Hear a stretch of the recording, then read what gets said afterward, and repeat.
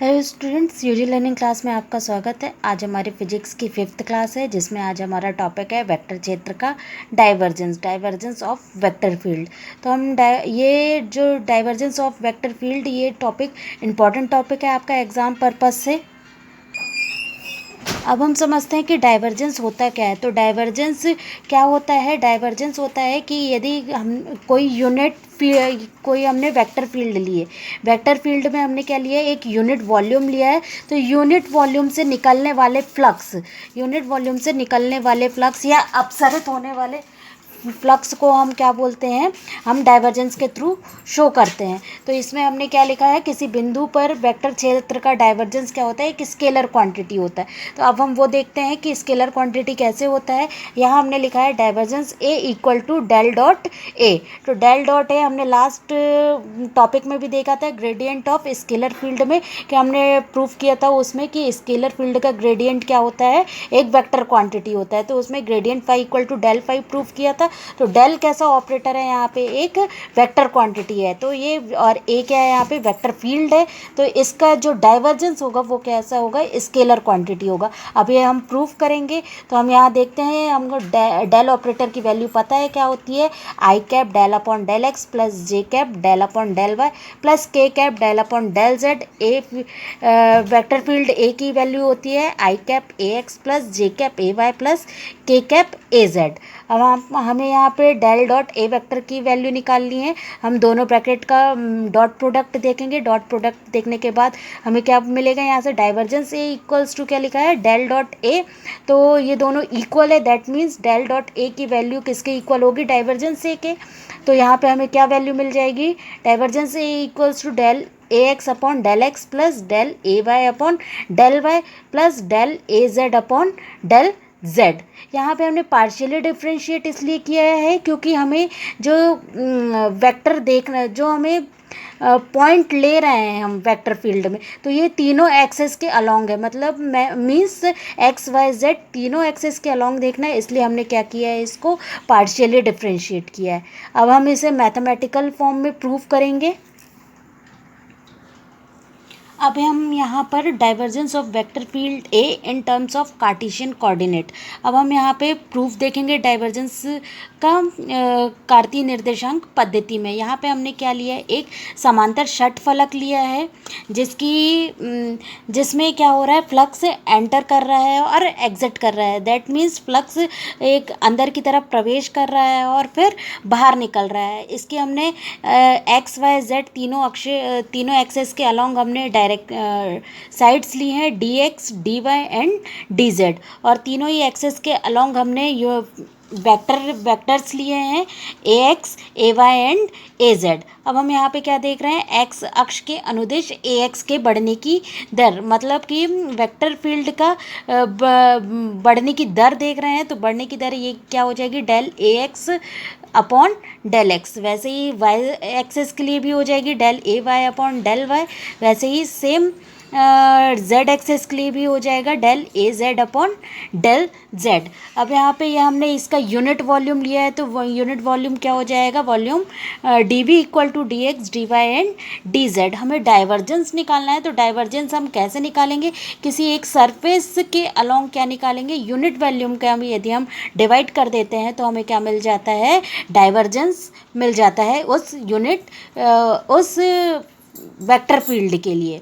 तो यहाँ पे हमने क्या किया है, divergence A equal to limit D V tends to zero, surface integral किया है A dot D A upon D V से। तो इसी फॉर्मूले पर हम वैल्यू पुट करके हम क्या निकालेंगे, इस वेक्टर फील्ड के लिए हम डाइवर्जेंस निकालेंगे।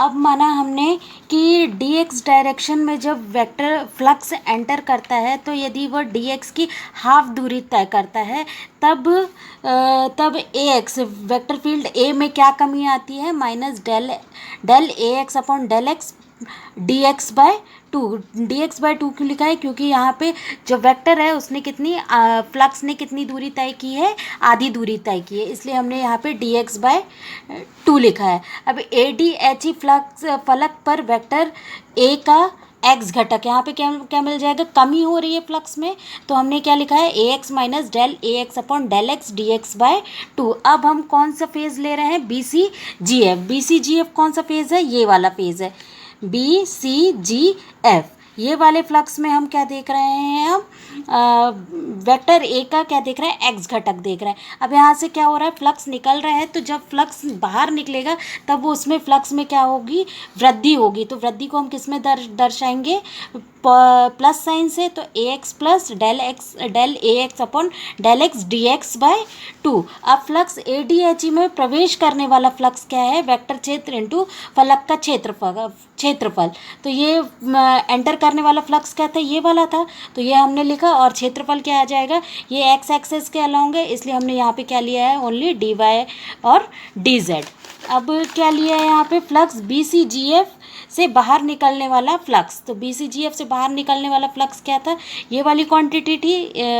तो यहाँ पे क्या आ जाएगा, A X plus del A X upon del X D X by two D Y D Z. अब यहाँ पे हम क्या देख रहे हैं, एक्स दिशा में फ्लक्स की अधिकता, एक्सेस ऑफ फ्लक्स देख रहे हैं। तो यहाँ पे क्या क्वांटिटी मिल जाएगी, हम ये इस वाली क्वांटिटी से हम ये वाली क्वांटिटी को हम माइनस कर देते हैं, तो हमको एक्सेस ऑफ फ्लक्स मिल जाएगा, मतलब कि फ्लक्स की अधिकता मिल जाएगी। तो निकलने वाला फ्लक्स क्या था, अधिक था, तो अधिक से हम क्या करेंगे, कम वाले को हम माइनस करेंगे, तो हमारे पास क्या मिल जाएगा, इसमें से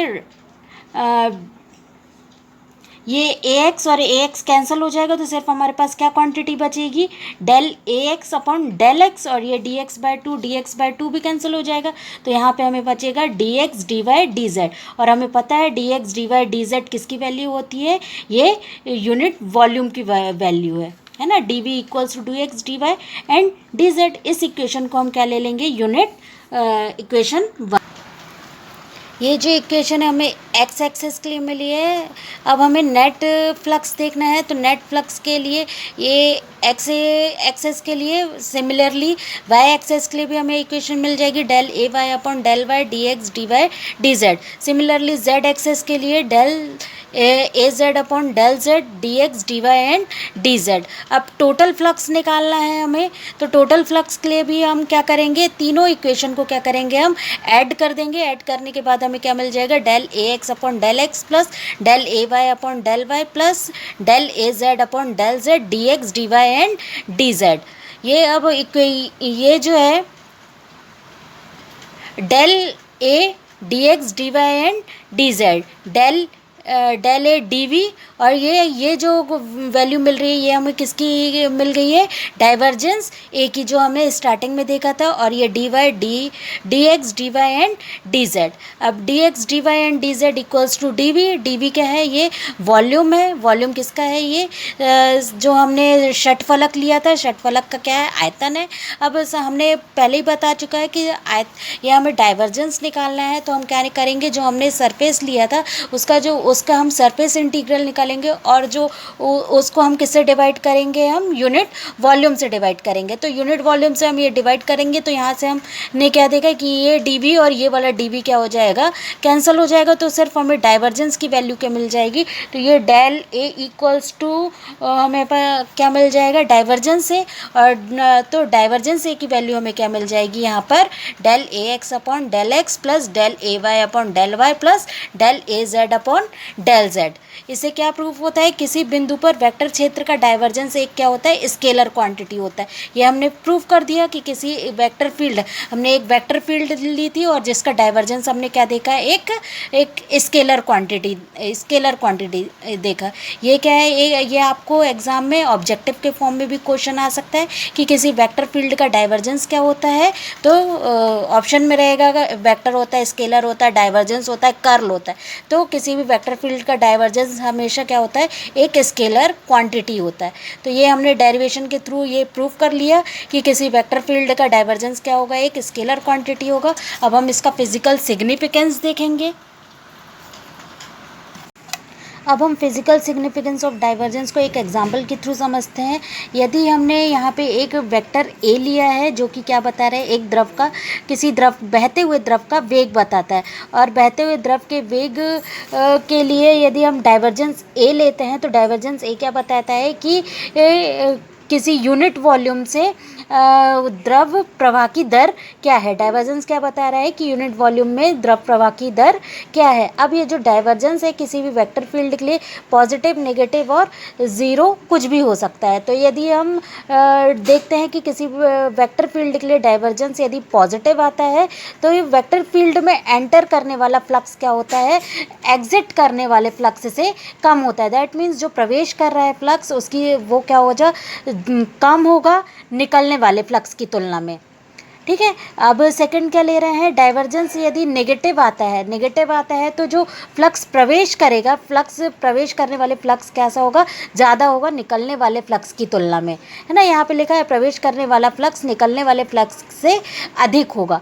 अब हम थर्ड पॉइंट देखते हैं, यदि डाइवर्जेंस ज़ीरो है, डाइवर्जेंस ए की वैल्यू यदि हमें ज़ीरो मिलती है तो प्रवेश करने वाले और निकलने वाला फ्लक्स दोनों ही कैसा होगा, बराबर होगा। यदि हम फर्स्ट पॉइंट देखें, यदि डाइवर्जेंस पॉजिटिव आता है तो प्रवेश करने वाला फ्लक्स क्या होगा, कम होगा। दैट मीन्स यहाँ पे किसी भी वेक्टर फील्ड के लिए यहाँ पे सोर्स अवेलेबल है। और यदि नेगेटिव है तो यहाँ पे प्रवेश करने वाले फ्लक्स यदि अधिक है, दैट मीन्स यहाँ पे किसी वेक्टर फील्ड के लिए सिंक अवेलेबल है।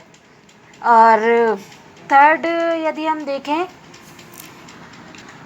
यदि थर्ड हम देखें डाइवर्जेंस यदि ज़ीरो मिल रहा है, दैट मीन्स यहाँ ना तो सोर्स है और ना ही सिंक है। तो ये यहाँ पे जो वेक्टर फील्ड है, वेक्टर फील्ड में प्रवेश करने वाला फ्लक्स कहाँ तक जाएगा, या तो अनंत तक जाएगा या फिर एक बंद वक्री क्षेत्र बनाएगा जिसे हम परिनालिका क्षेत्र भी बोल सकते हैं। तो आज हमने क्या देखा, डाइवर्जेंस ऑफ वेक्टर फील्ड देखा, और वेक्टर फील्ड का हमने क्या देखा, डाइवर्जेंस का सिग्निफिकेंस देखा। यदि आपको मेरी वीडियो पसंद आती है तो प्लीज़ वीडियो को लाइक करें, शेयर करें अपने फ्रेंड्स के साथ, चैनल को सब्सक्राइब करें और बेल आइकन दबाना ना भूलें जिससे हमारी नोटिफिकेशन सबसे पहले आप तक पहुंच सके। Thank you.